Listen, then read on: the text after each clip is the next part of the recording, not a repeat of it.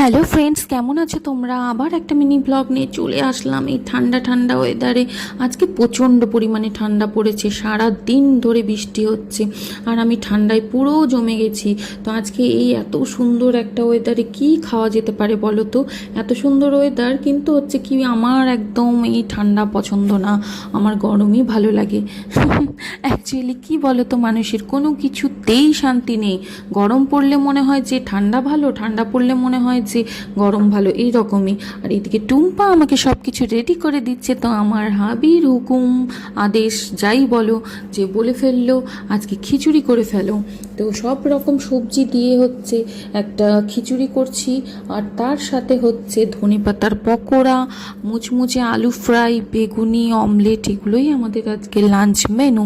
তো আমরা সত্যি কথা বলতে আমরা দুজনেই খিচুড়ি খুব পছন্দ করি, আর টুম্পাও খিচুড়ি পছন্দ করে। তো